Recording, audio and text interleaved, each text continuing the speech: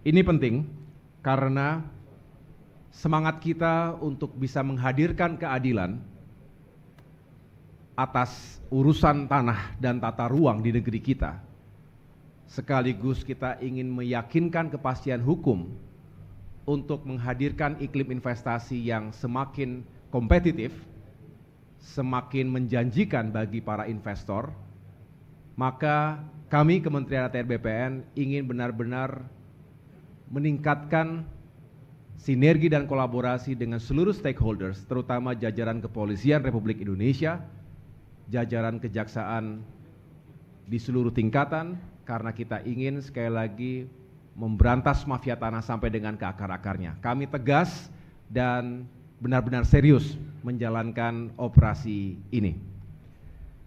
Kita bersyukur dan apa yang Bapak Ibu saksikan ini menunjukkan sebuah joint forces, kesatuan, keterpaduan antara seluruh elemen, pemerintah pusat, pemerintah daerah, kemudian lintas sektor, lintas kementerian dan lembaga, aparat penegak hukum.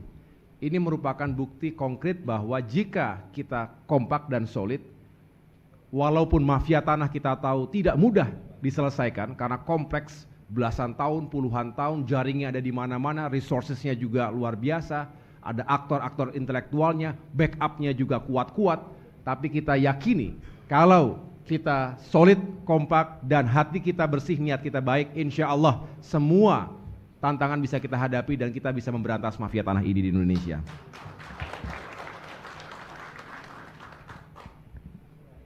Selalu yang menjadi korban adalah rakyat, termasuk dunia usaha dan tentunya negara.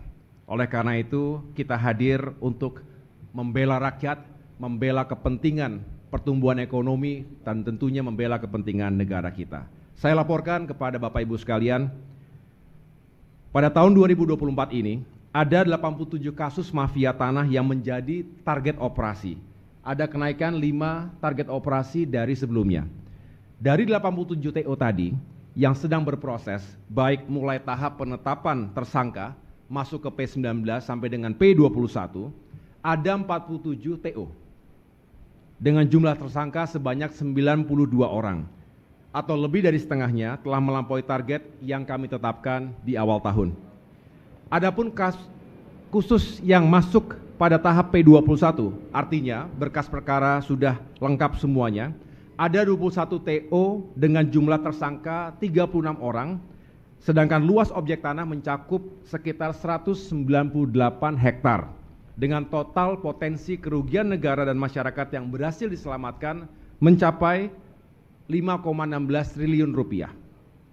Dan khusus di Provinsi Jawa Tengah ini, tadi Pak Kapolda juga sudah menjelaskan, Bapak Ibu sekalian kita tahu Jawa Tengah merupakan salah satu provinsi terbesar di Indonesia, jumlah penduduknya, kemudian ada 35 kabupaten kota, artinya memang kompleks dan sangat dinamis.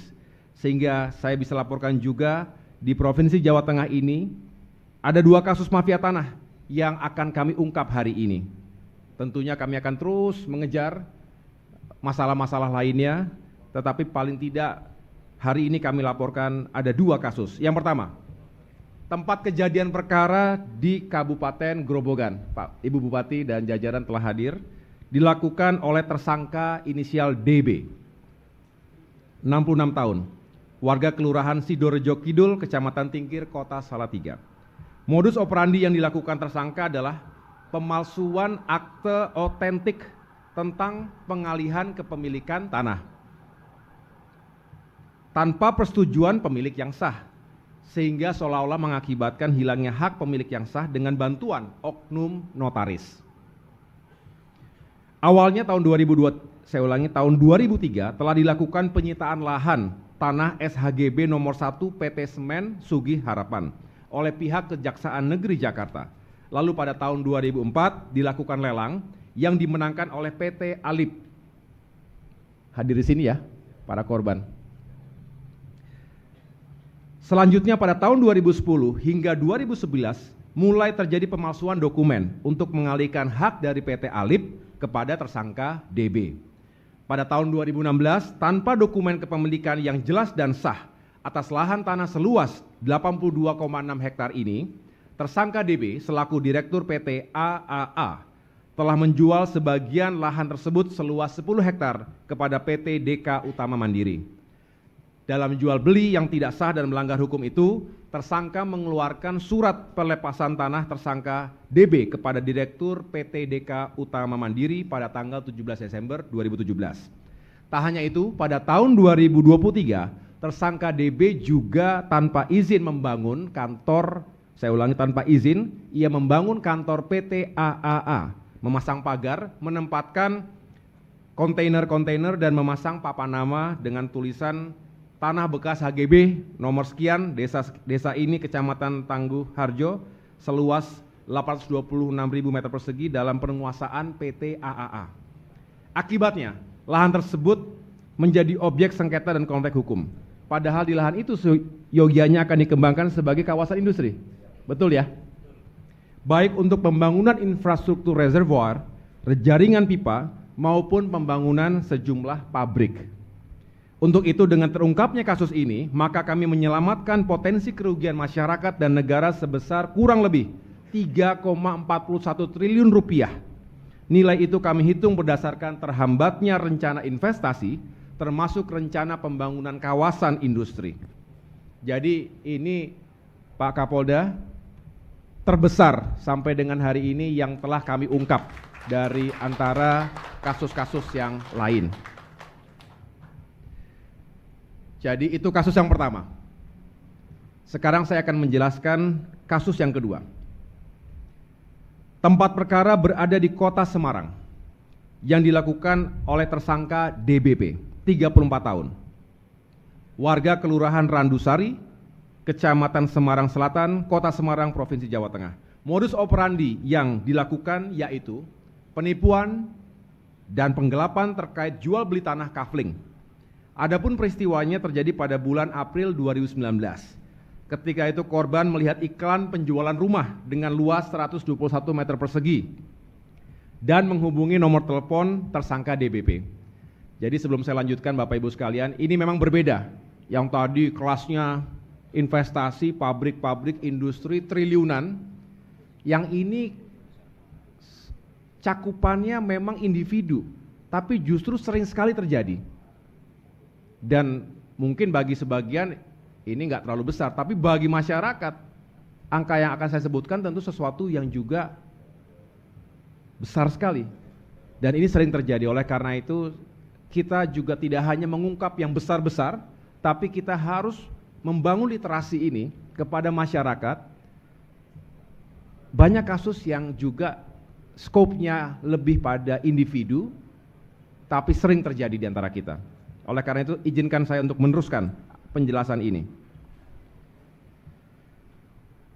Korban bertemu dengan DBP untuk membahas lokasi dan harga perumahan. Keduanya sepakat dan membuat perjanjian jual beli di hadapan notaris. Korban membayar uang muka sebesar 250 juta rupiah beserta biaya lainnya. Setahun kemudian, sekitar bulan Maret 2020, korban mengajukan KPR kepada bank, tetapi ditolak karena belum ada AJB. Ketika AJB dimintakan kepada tersangka DBP, tersangka hanya berdalih agar korban menunggu prosesnya.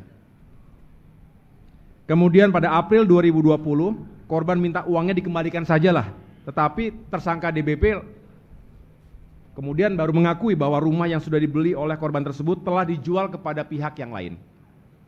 Setahun setelah itu pada April 2021, tersangka DBP menyanggupi untuk membayar hutang secara mengangsur sebanyak 3 kali dalam kurun waktu hingga Juni 2021.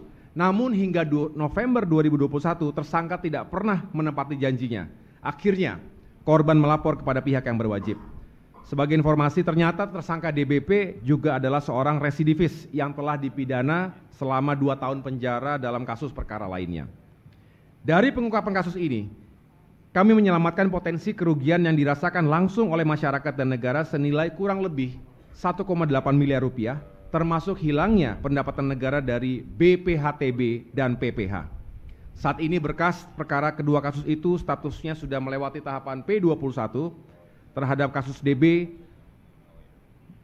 tersangka sudah dinyatakan bersalah oleh Pengadilan Negeri Purwodadi, sedangkan kasus tersangka DBP, ini mirip-mirip jadi agak-agak rancu nih, DB, satu lagi DBP. Ini nggak ada hubungan saudara kan? Oh nggak ada ya. Saya ulangi, sedangkan kasus tersangka DBP sudah masuk dalam tahap 2, yaitu penyerahan tersangka dan barang bukti ke jaksa penuntut umum. Bapak Ibu sekalian yang kami muliakan, belajar dari 2 kasus di Jawa Tengah ini, saya ingin menyampaikan beberapa pesan sebagai berikut. Yang pertama, terjadinya penggunaan akta otentik yang dipalsukan oleh mafia tanah ini menjadi peringatan kepada kita semua, kepada semua pihak, khususnya bagi seluruh pejabat berwenang, termasuk para notaris, untuk lebih berhati-hati dan lebih teliti ketika memproses permintaan pembuatan akta tanah. Pastikan bahwa hak kepemilikan tanah yang akan diproses itu sesuai dengan data asli yang sah. Jika ada dugaan ketidakabsahan, segera laporkan atau segera cabut akta tersebut. Dan jangan ada notaris atau pejabat pembuat akta tanah yang menjadi bagian dari mafia tanah. Kita harus tekankan itu. Kedepan marilah kita menjaga integritas dan kepercayaan dalam profesi kita dengan selalu memastikan keabsahan setiap dokumen yang kita proses. Yang kedua, berhati-hatilah dalam setiap melakukan proses transaksi jual beli, baik tanah maupun properti. Kasus kedua tadi, meskipun nilai kerugiannya jauh lebih kecil dibandingkan dengan kasus pertama, namun tetap penting untuk kami angkat karena hal ini sering terjadi di tengah-tengah masyarakat kita. Lakukan verifikasi dokumen. Jika tidak yakin, datanglah ke kantor-kantor pertanahan BPN setempat. Ketidakcermatan dalam proses jual beli ini dapat membuka peluang bagi masyarakat dan membuka peluang bagi merebaknya kasus-kasus penipuan dan penggelapan, dan masyarakat akhirnya kembali menjadi korban. Dan yang terakhir, yang ketiga adalah jangan terlantarkan tanah Bapak Ibu sekalian. Mari kita rawat dan juga garap tanah-tanah tersebut, jangan sampai ditelantarkan lalu dikuasai pihak lain. Jika memiliki kemampuan, pasanglah patok-patok batas secara fisik, paling tidak itu mencegah orang-orang yang memang kerjanya mengitari daerah-daerah, lokasi-lokasi yang tidak dihuni, seolah ditelantarkan, kemudian itu rentan untuk diserobot oleh mafia tanah tadi.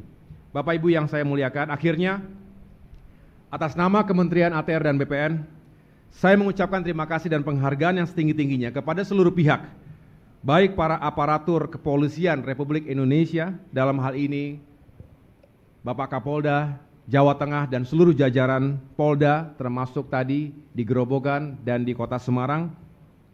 Terima kasih atas kerja kerasnya, dan tentunya saya juga mengucapkan terima kasih kepada jajaran kejaksaan di tingkat pusat maupun di Provinsi Jawa Tengah, dan seluruh elemen lain, dan khususnya masyarakat yang telah berani melaporkan.